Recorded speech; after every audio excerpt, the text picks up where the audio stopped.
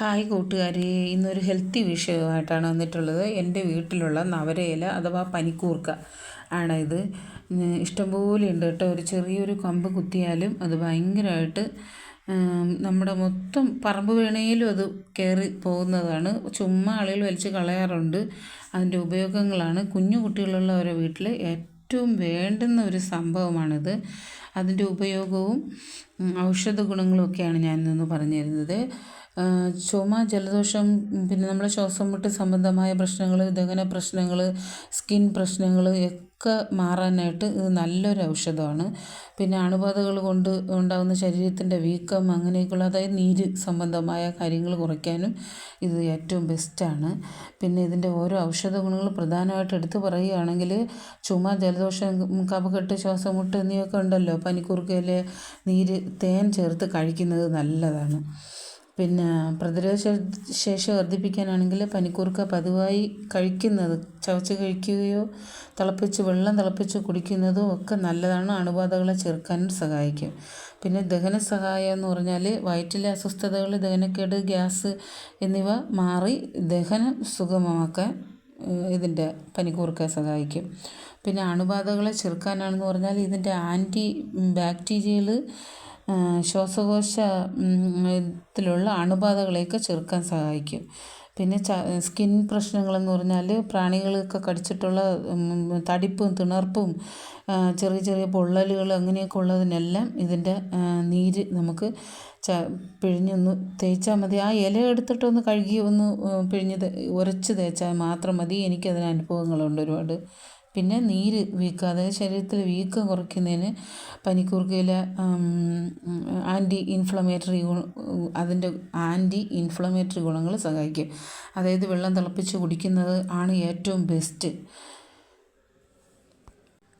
ഇനി ഇത് ഉപയോഗിക്കുന്ന രീതി എങ്ങനെയെന്ന് പറഞ്ഞാൽ, പിന്നെ ഇലയുടെ നീര് ഞെരടി തേൻ ചേർത്ത് കഴിക്കാം. ഇല ഇങ്ങനെ ഞെരടുമ്പോൾ തന്നെ അതിൽ നിന്ന് വെള്ളം വരുന്നത് അറിയാമല്ലോ.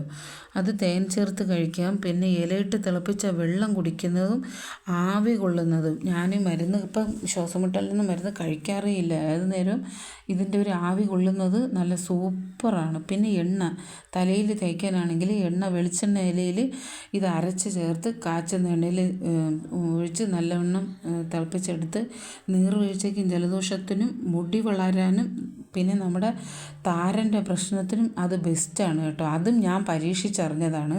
ഒന്നും കൂടെ ഞാൻ പരീക്ഷിച്ചറിഞ്ഞ കാര്യം ഞാൻ പറഞ്ഞുതരാം. താളി ഞാൻ തേക്കും. താരൻ എനിക്കുണ്ട്.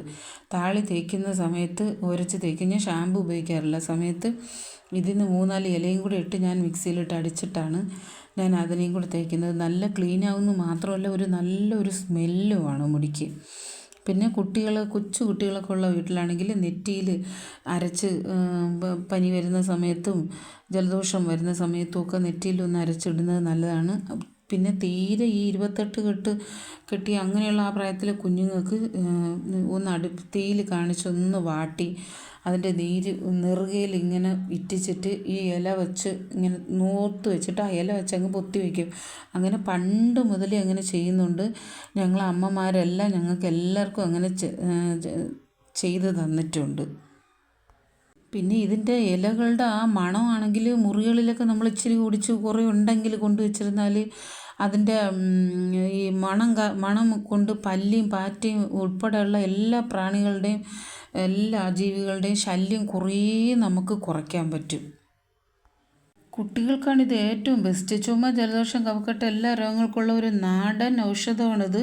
പിന്നെ കുഞ്ഞു കുട്ടികൾക്കൊക്കെ ഉള്ളിലോട്ട് കൊടുക്കുമ്പോൾ ഡോക്ടറുടെ നിർദ്ദേശപ്രകാരം മാത്രം, അതായത് ഒരു ആയുർവേദ ഡോക്ടറോ സാധാരണ ഡോക്ടറോ ആരുടെയെങ്കിലും ഒരു നിർദ്ദേശപ്രകാരം മാത്രമേ കുഞ്ഞുങ്ങൾക്ക് ഉള്ളിൽ കൊടുക്കാവൂ.